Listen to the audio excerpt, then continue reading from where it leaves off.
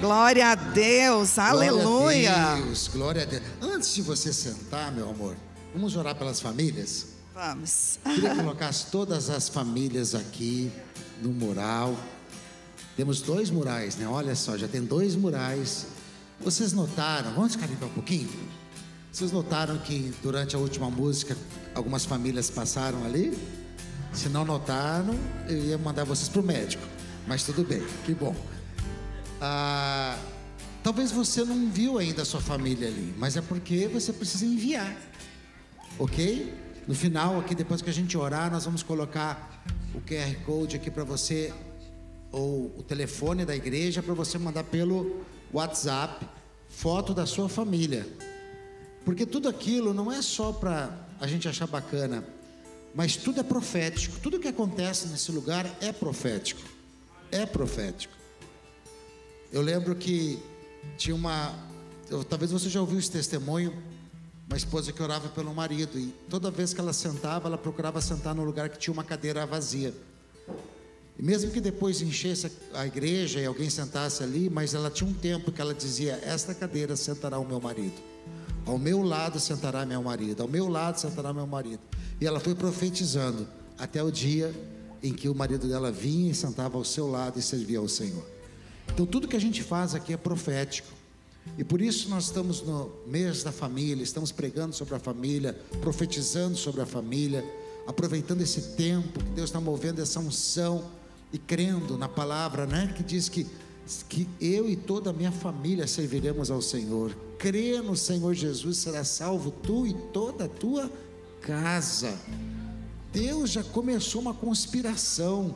Tem familiares seus lá no Brasil que Deus já começou a mover sobre eles, sabe, libertando do álcool, libertando da mentira, libertando do engano.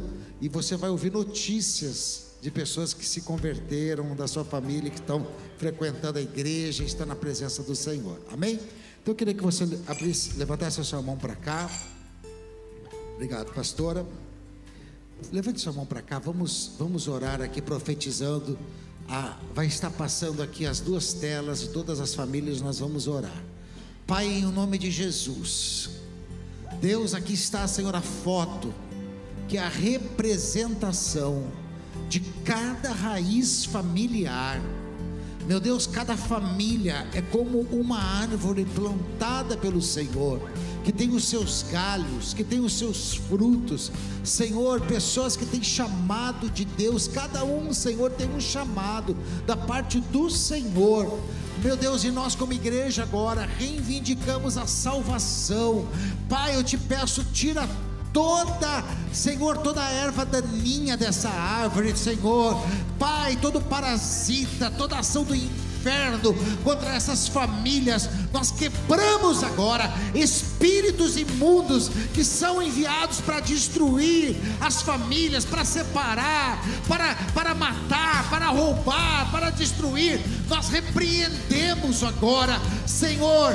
Nós oramos por essas famílias, que cresçam, ó Pai, que cresçam, ó Deus, no conhecimento do Senhor, que cresçam na unção do Senhor. Traz cura física, cura psicológica, cura emocional sobre a vida de cada um das nossas crianças, dos nossos filhos, dos nossos irmãos, do nosso cônjuge, dos nossos pais, dos nossos primos. Senhor, nós queremos declarar que nós e toda a nossa casa serviremos ao Senhor, e o diabo não terá nada da nossa casa, em o nome de Jesus. Amém, amém e amém. Amém. Glória a Deus. Aleluia. Pega o seu telefone aí, anota, coloca ali olha lá, o WhatsApp da igreja, 954-839-5416. Tira a foto se você quer fazer rapidinho. Envie a foto da sua família para nós estarmos orando e profetizando aqui no nome de Jesus. Amém? Pode sentar. Eu queria continuar aqui antes da gente poder compartilhar. Pode sentar, meu amorzinho. Está cansado? Ontem fez uma imersão, 9 horas de ministração. Que lindo, né? Com as mulheres. Gente, eu queria, antes da gente compartilhar aqui algo a respeito de família, de relacionamento, a falar que nós já começamos o projeto Mutirão de Almas. A maior ação evangelística que nós já vivemos, já começou. Nessa semana, nós já fizemos, um começo de um treinamento com aquelas pessoas que puderam estar aqui, durante a semana, no dia que nós marcamos, e nós já separamos 10 grupos de 6 pessoas. 10 grupos de 6 pessoas, que era a meta da gente separar, para esses grupos já começarem a receber as instruções, para a gente estar orando, trabalhando, efetivando a estratégia do Mutirão de Almas, porque nós queremos alcançar 200 almas, 200 vidas para o Senhor Jesus no dia 10 de março. Então, nós já temos 10 grupos.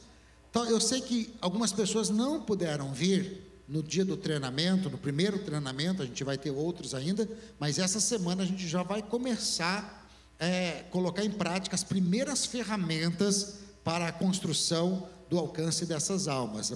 Vamos começar com as ferramentas espirituais, com jejum, com oração estratégica, que nós vamos estar passando para vocês. Se você não conseguiu ainda, não conseguiu vir no treinamento, pastor, mas eu gostaria de participar, eu queria ter isso no meu currículo, poder viver isto, de ver, como que uma igreja pode alcançar, assim, tantas pessoas através do poder de Deus. E lembre-se que nós estamos atrás de pessoas que não conhecem a Jesus. Não é para falar para pessoas que estão em outras igrejas, elas já estão bem, glória a Deus, estão muito bem pastoreadas e devem continuar lá. Mas nós queremos alcançar aqueles que estão sem esperança, aqueles que estão angustiados, quem sabe mudaram para cá com a esperança de uma vida melhor nos Estados Unidos, aconteceu situações, talvez estão passando por problemas financeiros, quem sabe estão passando por problemas de relacionamento, casais que estão separando, filhos que estão envolvidos nas drogas, e essas pessoas não têm esperança. E nós podemos levar a solução de todos esses problemas, que é a presença de Jesus na vida deles. Nós temos isso, nós só podemos dar o que a gente tem. E se tem algo que nós temos, como Pedro disse para aquele homem: não tenho prata nem ouro, mas o que eu tenho eu te dou, levanta e anda. Eu não tenho como te resolver agora, mas eu tenho algo que vai fazer você se levantar e voltar a andar na sua vida, no nome de Jesus, amém? Então, assim, quem é que está participando de um desses 10 grupos? Queria que todos que já estão participando de um desses 10 grupos ficassem em pé agora. Eu quero orar por você. Quem já está participando de um desses 10 grupos, fique em pé agora. Ok, olhem bem para essas pessoas que estão participando.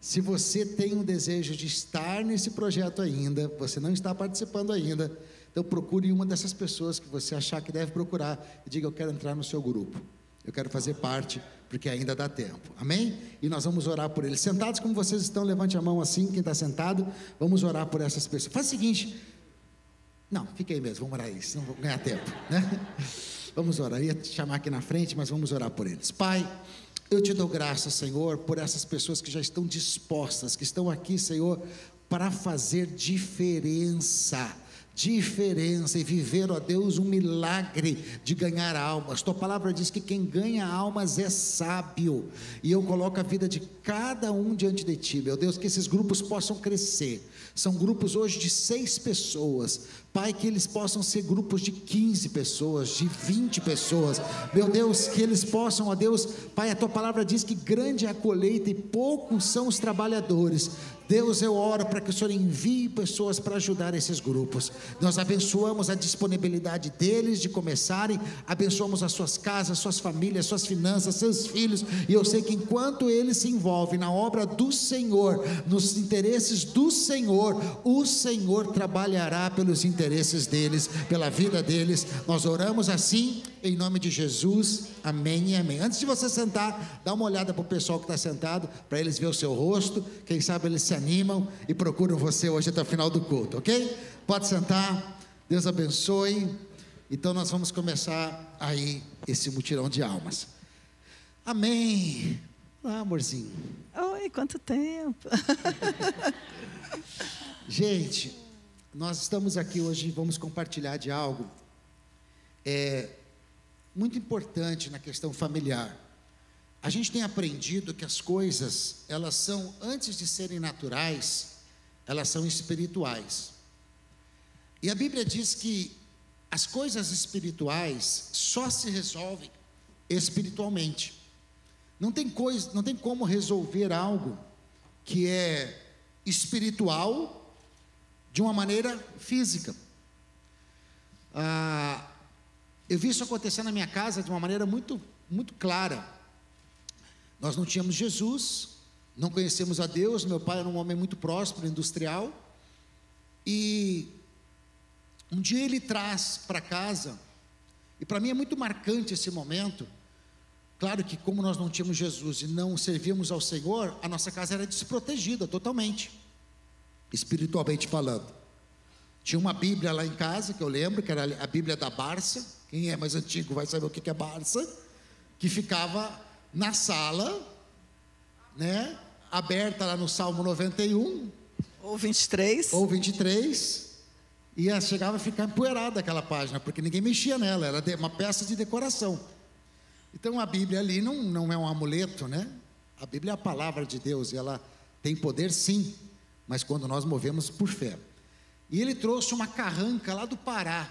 Quem é do Pará sabe o que é isso, uma carranca, que é uma escultura que eles fazem na madeira e colocam na frente dos barcos, das embarcações, dizendo que aquela carranca espanta os maus espíritos e ajuda na navegação. O dia que aquela carranca entrou a miséria lá em casa. Tudo mudou.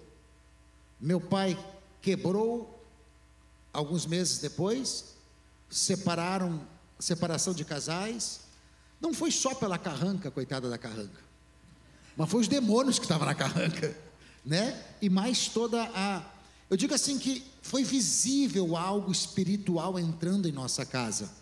Já havia pecados, obviamente, já havia legalidades para essa destruição, porque eles não serviam ao Senhor. Mas o que eu quero ilustrar para vocês é que, se nós não resolvermos as coisas no mundo espiritual, a gente não consegue ter uma família estável, um casamento estável, uma família estável. E por isso, nós queremos compartilhar rapidamente com vocês hoje um tema que eu chamei de espíritos familiares, que são espíritos imundos, maldições familiares, demônios, né, que são anjos caídos, que são especializados em atuar para a destruição de lares. Tem demônios que são especializados para homicídio, roubo, várias outras coisas, mas tem alguns que são especializados para infiltrar-se dentro de uma família e destruir de dentro para fora uma família que aparentemente parece ser perfeita. Então nós queríamos hoje compartilhar um pouquinho a respeito desses espíritos familiares. Enquanto eu estou falando aqui, eu tenho convicção de que você está lembrando de algumas coisas, ou quem sabe algumas histórias, ou durante esse tempo que a gente vai estar compartilhando, você vai lembrar de algumas histórias, e nós aqui também, e isto vai firmar esse conhecimento. Quando nós conhecemos o inimigo, é mais fácil vencê-lo. Quando nós sabemos aonde está o nosso inimigo e como ele está agindo, nós temos condições de tomar ação para neutralizar e para destruir. A Bíblia diz que o Senhor nos deu autoridade para pisarmos em serpentes e escorpiões e todo o poder do mal. E só tem um lugar que é possível o diabo estar, segundo a palavra, debaixo dos nossos pés. Amém? Então, amor, eu queria falar sobre o primeiro espírito familiar, que é o espírito da soberba. Espírito da soberba. Eu só quero ler aqui e nós vamos falar a respeito disso. A soberba, no dicionário, ela é como arrogância, altivez, autoconfiança exagerada, soberba é um substantivo feminino do latim, supervia, que significa presunção, orgulho. Soberbo é aquele indivíduo considerado orgulhoso e altivo e que está totalmente dominado pela arrogância. Uau! Quando se fala de soberba, quando a gente estava pensando nessa palavra e quando o pastor José me falou, né, sobre esse primeiro espírito que ele iria falar sobre soberba, é inevitável não vir alguns testemunhos e algumas histórias, né, na nossa mente. Eu tenho algumas histórias assim familiares, primos, e até dentro da minha casa, né? O meu pai foi um homem assim. Meu pai, ele é um homem muito amável, mas nem sempre foi assim. Ele era aquele homem, quando nós éramos crianças, de que na rua, no trabalho, ele trabalhou 33 anos numa empresa, e ele era praticamente assim, mandava e desmandava naquela empresa. Então, a família, que eram 4 irmãos, a família dona daquela empresa, uma empresa muito grande, que tinha negócios no Brasil todo. Então, a família, assim, tudo que eles precisavam era para o meu pai a primeira pessoa a ligar. E a gente passou experiências assim, época de Natal, até mesmo de Réveillon, da gente estar sentado em casa, na mesa, para a ceia de Réveillon, e tocava o telefone.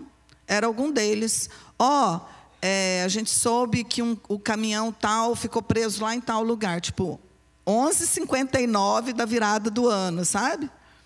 Meu pai se levantava da mesa e ele ia. Ele era uma pessoa muito amada por todo mundo onde ele trabalhava, mas quando ele chegava dentro de casa, meu Deus, a gente arrepiava, porque a gente sabia como ele saía de casa, mas a gente nunca sabia como ele voltaria para casa. Porque demônios, e hoje a gente sabe disso, e quando eu falo, eu não estou falando, meu Deus, está falando que seu pai é endemoniado, talvez ele está até assistindo, né? Porque eles costumam assistir nosso culto aqui no domingo de manhã. Não, mas hoje a gente entende, conhecendo a palavra de Deus, que realmente eram espíritos imundos territoriais. Nossa, eu perdi a palavra. Territoriais, porque meu pai nasceu na Síria e no árabe em si, no geral, claro que existem exceções, mas no geral existe sim um espírito de violência, né? E existe também um espírito de soberba. E meu pai, ele então era cometido realmente por esses espíritos malignos. E ontem, até na imersão, eu comentei sobre isso, num dos momentos, que o meu pai, ele batia a mão no peito assim, ele falava, eu sou orgulhoso mesmo. Então ele tinha orgulho de ser orgulhoso. Ele se sentia orgulhoso de ser orgulhoso. Olha o nível do orgulho. Olha o nível do orgulho. E fomos crescendo ali, meu pai filho único, e fomos crescendo, e a situação financeira foi melhorando dentro da nossa casa, e cada dia foi ficando melhor. E parece que quanto melhor estava aquela situação financeira, maior o orgulho, porque acho que o orgulho é primo da vaidade, né, amor? E a pessoa se sente vaidosa, porque hoje ela pode, ela tem, ela consegue. Quando a pessoa tem dinheiro, ela tem mais amigos, né? Então, meu pai, assim, como eu disse, dentro de casa, ele era esse homem orgulhoso, violento nas palavras, agressivo. Mas lá fora ele era muito querido, né? Um homem onde ocupava uma posição muito alta, um cargo muito alto numa empresa muito grande. Toda segunda-feira tinha a reunião deles lá, dos homens da empresa e tudo. Então, a gente sabe que o orgulho, ele é primo da vaidade, né? E ele fazia isso, ele batia no peito e ele dizia, eu sou orgulhoso mesmo. Então, esse orgulho, na verdade, não fez bem para ele. Não fez bem para ele, como pai, como chefe daquela família. Porque ele não se dava conta disso, porque os demônios, eles cegam as pessoas. Quando você está debaixo de uma influência demoníaca, quando você está debaixo de uma influência de soberba, de autossuficiência, tudo o que o diabo mais quer é te aclamar. Então ele vai colocar pessoas ao seu lado para dizer, você é o cara, você é demais. Então ele chega naquele ponto que quando ele entra dentro de casa, às vezes até inconscientemente, ele menospreza a esposa que tem, ele menospreza os filhos que tem, tipo assim, para ele tudo aquilo é coisinha. Porque lá fora ele é aclamado. Isso vai gerando também na família. Vai gerando, a família vai se convertendo em uma família soberba. Uma família soberba, uma família que são donos da razão, uma família que nunca está errado. Tem família, gente, que você sabe, é visível que o problema está instaurado ali dentro daquela casa, mas você vai perguntar, está tudo bem. Aquela vozinha até mansa de dizer que está tudo bem. E aí eu quero ler um versículo. Pode falar, amor. É interessante que a soberba, né, por mais que ela vai se acerbar com o crescimento financeiro, ela vai ficando mais, né, pior, mas ela não está ligada à quantidade de dinheiro que você tem. É verdade. Né? A gente vai conhecer muitas pessoas ricas e pessoas humildes, tranquilas, e a gente conhece gente pobre, soberbo. Né? Exatamente. Pobre, soberbo, altivo, arrogante, não aceita, sempre está, é o melhor.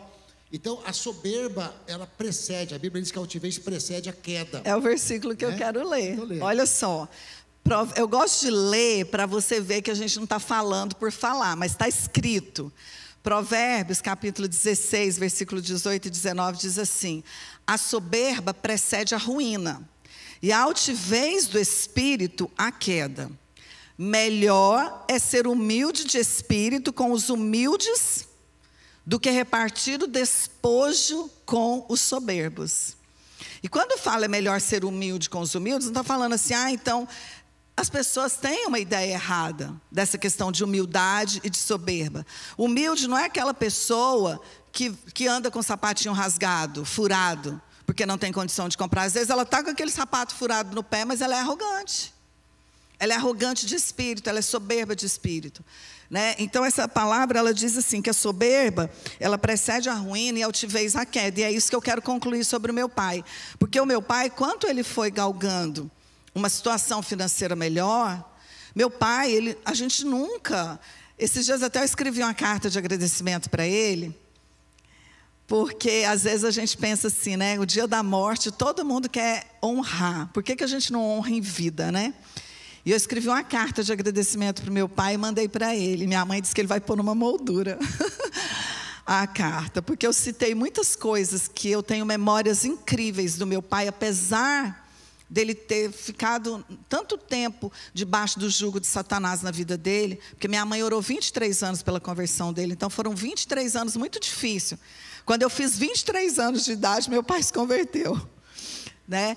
E minha mãe orou muito tempo por ele, mas a gente via nele, né, aquelas coisas. E uma das coisas que era bom nele, meu pai nunca comprou nada parcelado. Ele ensinava a gente, se você tem dinheiro, você compra. Se você não tem, não compra. Nunca tome emprestado, porque se você estragar do outro, além de você não ter, você vai ter que comprar para devolver para o outro. Então, meu pai, ele ensinava essas regras para a gente, né, que a gente vê lá em Provérbios. Mas era um homem soberbo. E à medida que ele foi galgando uma situação financeira muito boa, e ele tinha lá 5 contas bancárias com aplicações que minha mãe não tinha noção. E só o dia que ele converteu, que ele chegou em casa com os documentos para ela assinar, ela não sabia o que era, que ela começou a assinar, ele falou, não, eu quero te colocar na conta conjunta das minhas contas, né, das aplicações que ela nem sabia que tinha, a gente não sabia. Mas ao mesmo tempo, queridos, que ele foi galgando, a queda veio, porque a queda é inevitável. Quando você olhar ou conhecer alguém arrogante, soberbo, ou que está deixando que o dinheiro, ou a fama, ou o poder, ou uma posição social domine, né, o coração dessa pessoa, só espera. Você espera, porque você vai ver a queda. E a queda veio com os meus irmãos indo para as drogas, a queda veio com uma infelicidade, um desejo de morte. Meu pai era atormentado pelo sentimento de morte. Ele me colocava no carro com 12, 13 anos de idade, ele andava a estrada em alta velocidade, tomando latinhas de Skol e falando, eu vou morrer, mas não se preocupe, o caixão já está compro, o seguro de vida já foi feito. Então ele foi, e o corpo dele fedia, né, amor? O corpo dele tinha um mau cheiro. E ele, meu pai, ele teve uma época que da boca ao estômago ele tinha mais de 5 infecções. Tudo que você pensar, esofagite, faringite, estomatite, tudo. E o corpo dele, ele podia chegar em casa, ele podia tomar banho, passar o perfume, mas você sentia o cheiro como se fosse papelão molhado, um cheiro estranho. E o dia que ele se converteu, até o cheiro acabou e saiu da vida dele. Então, a soberba é um mau cheiro, né? É um aroma ruim. E interessante que a pessoa, o soberbo não acha que é soberbo. Esse é o grande problema, né? É igual quem tem mau hálito, não vê, não sente, né? Então, ele é um mau recebedor. Ele não precisa de ajuda de ninguém. Ele não precisa nem mais de Deus. Ele não precisa mais de vir para a igreja, porque agora ele está prosperando, agora ele tem todas as coisas e tudo mais. Interessante que a gente vai ver muito isso no interior do Brasil, né? Na época dos coronéis, lá no Nordeste. E você vai ver famílias inteiras soberbas. E aí você lembra das histórias? Não, aqui quem manda são os Pereira. Aqui quem manda é os fulano de tal, pelo sobrenome. E essas famílias muitas vezes se matavam entre si. Tudo por espírito de altivez, de arrogância e soberba. Talvez você pense assim, poxa, mas o testemunho, né, lá do pai da pastora, que forte, essas famílias lá de coronéis, mas a gente tem que olhar como nós estamos, porque a Bíblia diz que o coração do homem é enganoso, e por isso eu amo a oração que Davi fez. Senhor, sonda o meu coração, vê se há em mim algum caminho mau, porque nem nós muitas vezes conseguimos avaliar o nosso coração. E a soberba, ela vai nos impedir de prosperar nesse país. Quantos imigrantes não prosperam nos Estados Unidos porque são soberbos? Não, eu não vou fazer isso. Não, eu não vou Não, ei, aqueles que vencem aqui, é aqueles que deixaram a soberba no Brasil. E vieram sim para ser honrado, para fazer o que for necessário, desde que seja justo, desde que seja de boa fama, mas vão prosperar. E mesmo que o seu primeiro estado tenha sido pequeno e humilde, o seu último estado crescerá sobremaneira, como diz o Senhor. Amém? Vamos. Só falar uma coisinha. Um dia, há um tempo atrás, eu ouvi uma pessoa comentando comigo que ela estava num determinado lugar e ela falou em português com a criança de um casal brasileiro. E aí o casal falou, não, nosso filho não fala português, é uma criança que está na fase de aprendizado, né? E ela falou, mas não fala. De jeito nenhum, você acha que eu vou querer que meu filho aprenda essa língua? Gente, olha o tamanho da mente da pessoa. Querendo menosprezar o Brasil e a língua portuguesa porque mora nos Estados Unidos. Meu Deus, a oportunidade de seu filho ser bilíngue, trilíngue, poliglota. Então, assim, você vê a soberba. É como você falou, não é sobre quando a pessoa tem riqueza material e dinheiro, né? Mas é uma mente medíocre, né? Gente, então, esse é um espírito, tá? Não é só um comportamento. É verdade. Esse é um demônio que tem que ser combatido. Eu lembro de uma situação que nós estávamos orando. Eu tenho algumas imagens, alguns flashes disso. Foi logo no começo da minha conversão. Eu fui apelidado de Ghostbusters, que eu amava negócio de libertação, né? Então eu procurava tudo, né? E a gente foi orar numa casa, e nessa casa alguém do nosso grupo que estava orando, por causa de uma situação que aquela família estava passando, teve uma visão, e essa visão era de uma pessoa entrando com o queixo duro para cima e o pescoço duro, você lembra disso? E aí naquela hora eu vi um homem entrando com o queixo duro, com o queixo para cima, o pescoço não dobrava. E aí a outra pessoa que estava conosco teve discernimento. Falei, isso aí é um espírito de altivez. E aí a gente lembra, né, da Bíblia que fala que a cerviz endurecida. Então era um demônio que manifestava o que estava acontecendo com aquela família, que exatamente era um dos espíritos que atormentava aquela família, de soberba e de altivez. Então esse espírito, ele se caracteriza com o pescoço não dobra, ele não se curva, ele só anda com o nariz empinado, com o queixo para cima. E foi uma visão de um ser espiritual que estava atuando em toda aquela família, e aquela família tinham sido fazendeiros, tinham tido muita terra, né, ali em Goiás, tinham perdido tudo, hoje estavam quebrados, mas soberbos. A cerviz endurecida, a cerviz continuava endurecida. Não se quebranta, não se quebra, não se entrega, não aceita ajuda. E, gente, isso não é só no adulto, não. Na criança, no adolescente, você tem que estar atento. Eu lembro uma fase da Jéssica, que ela estava meio rebeldinha, e às vezes eu falava com ela algumas coisas e ela não mudava. E um dia eu falei para ela, filha, você está com a cerviz endurecida. Aí ela parou, olhou para mim, ela falou, o que é isso? Aí eu peguei e expliquei para ela. E acho que aquele dia, assim, o Espírito Santo usou aquela palavra. E hoje ela testemunha sobre isso. Do dia que eu falei para ela que ela tinha cerviz endurecida, de como ela, assim, ficou chocada, quebrantou o coração dela e Deus começou uma transformação. Então, assim, nós temos que reconhecer. Não é fácil, né? O soberbo não quer reconhecer que é soberbo. Quando esse demônio ele é combatido, as pessoas começam a ser livres da influência. E a cegueira cai. E a cegueira cai. E elas verdade. começam a se quebrantar. Bem. Ok?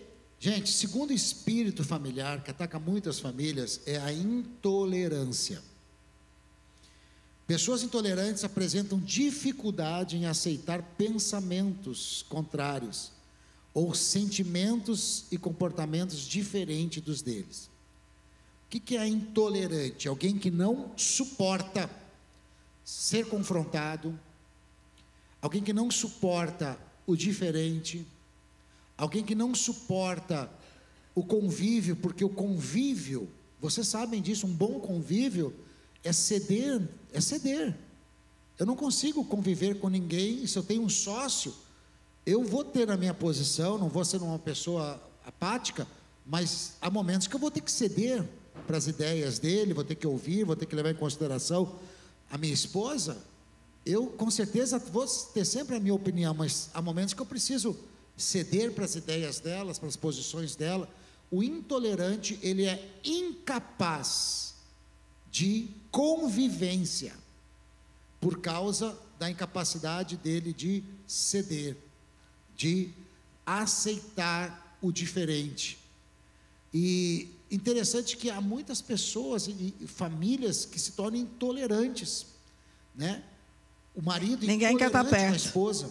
Ninguém quer estar perto, né? Ninguém quer ficar perto. É como o rei na Bíblia que morreu e não deixou de se saudades. Ninguém morreu e nem perceberam que morreu. Graças a Deus melhorou a vida depois que ele morreu.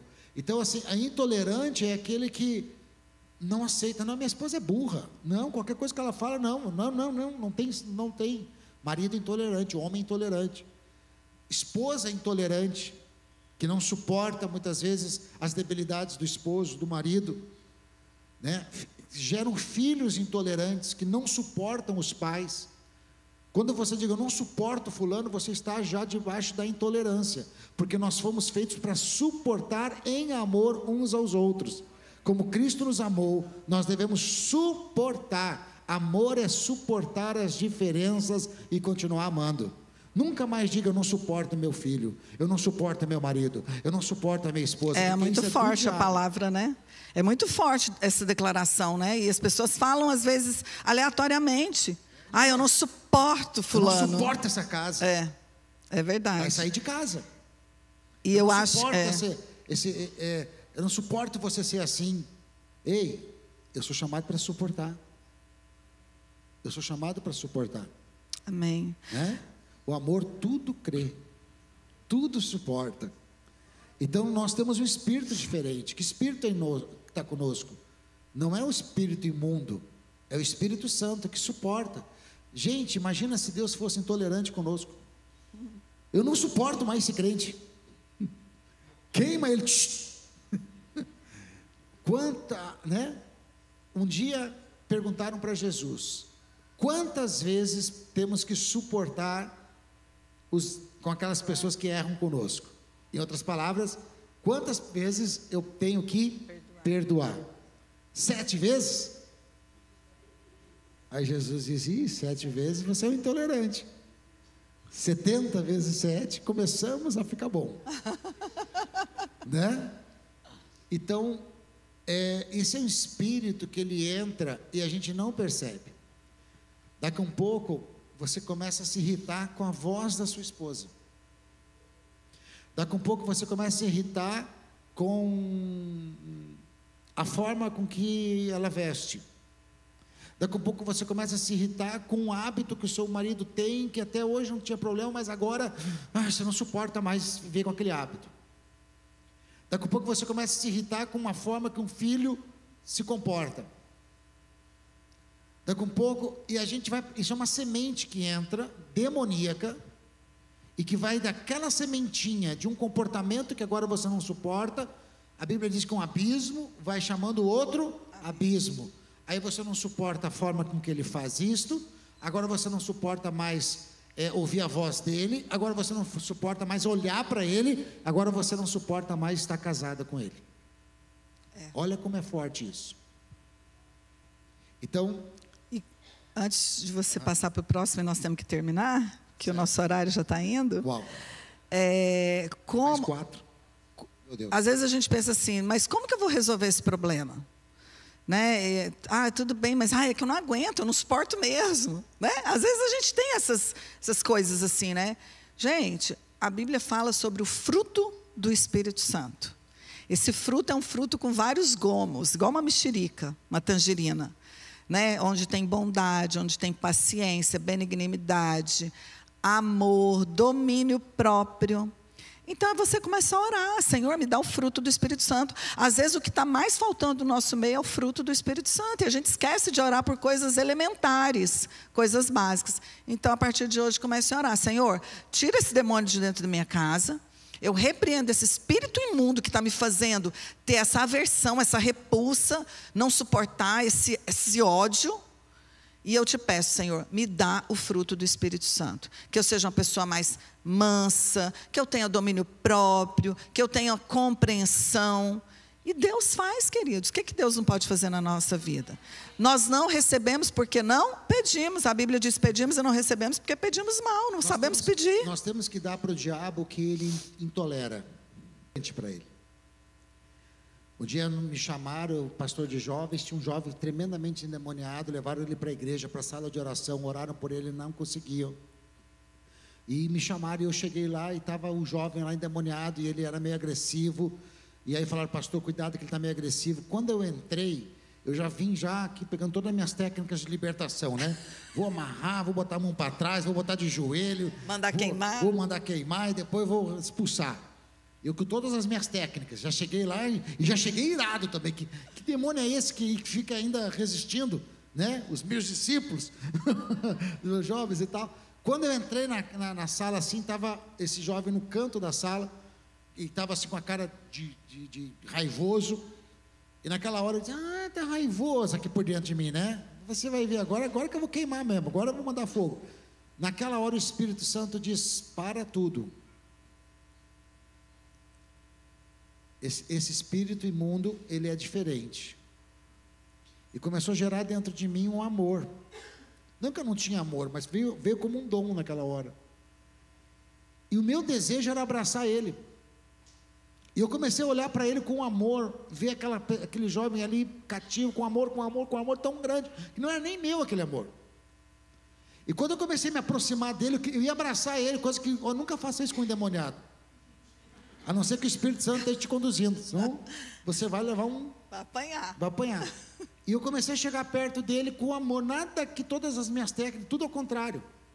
Quando eu cheguei perto dele, que eu fez menção de abraçar, esse demônio deu um grito e disse: para de me olhar assim, eu não suporto esse amor, eu odeio esse amor. E saiu da vida do jovem, foi liberto com amor. Aleluia. Então, quando você olhar para sua esposa e olhar para o seu marido, para o seu filho, não tem alguma coisa que você suporte, comece a olhar com olhos de amor, que aquilo vai sair da vida dele. Porque nós temos que dar para o diabo o que ele não suporta. Ele não suporta o amor. Amém? Você quer deixar os outros dois para a semana que vem? Já deu o horário? Vamos colocar mais um? Bora lá. Mais um? Hoje que vai... Olha aí, o avivamento, avivamento. Uhul! Amém. Vamos mais uma, na semana que vem a gente fala mais dos outros 3. Avareza. Te acharam. Ixi, que ele lá põe xicrinha na torneira para contar as gotas de água, né? Que deixou a torneira. Avareza. Avareza significa ser mesquinho, miserável, sovina e que não é incapaz de ser generoso. É incapaz de fazer caridade. É aquele que é sordidamente apegado ao dinheiro. A avareza é um demônio. O Salomão discerne esse demônio, ele vai falar lá, ele diz assim: eu vi algo terrível sobre o sol, aquele cujo acumula riqueza, mas dela não desfruta, mas assim o estranho desfruta. A avareza é um demônio que até deixa você prosperar, mas não deixa você ser feliz com essa prosperidade, não deixa você desfrutar dessa prosperidade, e nem as pessoas que estão na sua volta. Na cidade de onde eu morava, havia um senhor que ele era dono de, acho que 1/3 das propriedades da cidade. Eu lembrei dele hoje. 1/3 das propriedades da cidade. Ele andava com uma Brasília velha caindo aos pedaços, com roupa de mendigo, e ele era multimilionário, e uma das cidades do metro quadrado mais caro do país. Só que ele já era conhecido na cidade por assim: nasceu miserável, morreu miserável, sendo multimilionário. Não, e a família, né, amor, destruída. As netas adolescentes no lesbianismo, neto que morreu enforcado, lembra que a gente chegou lá, o cara pendurado no banheiro, enforcado. E pessoas assim, eles até iam à igreja, a família, mas ninguém rompia, ninguém ia para frente. Por causa do espírito da avareza. Então nós temos que quebrar o espírito da avareza. E como é que é a forma que a gente quebra o espírito da avareza? Através da generosidade. Nós temos que ir contra esse demônio, dizer: não, aqui você não tem vez, eu sou generoso. E generosidade não tem a ver com ser rico ou ser pobre. Porque ninguém é tão miserável que não tenha algo que possa dar ou ajudar. É verdade. Então, generosidade tem que ser uma prática no nosso meio. Todas as vezes que dói no seu coração dizimar, é porque o espírito da avareza está querendo tomar conta do seu coração. Todas as vezes que dói no seu coração dar uma oferta, é porque o espírito da avareza está tentando tomar lugar na sua vida.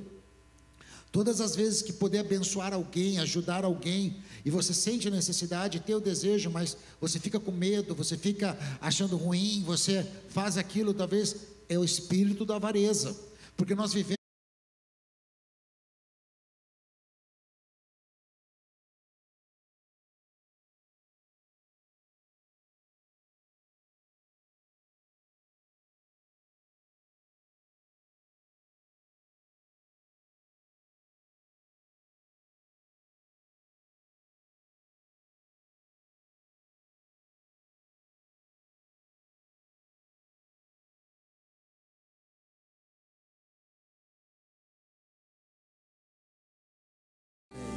Amém, embaixada?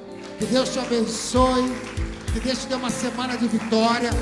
Quarta-feira na nossa campanha nós vamos estar recebendo o pastor Erasmo. Ele vai estar ministrando a palavra. Eu espero que você esteja aqui e vamos começar essa campanha, a revolta de Gideão, uma virada na nossa vida. Deus te abençoe. Vá na paz do Senhor.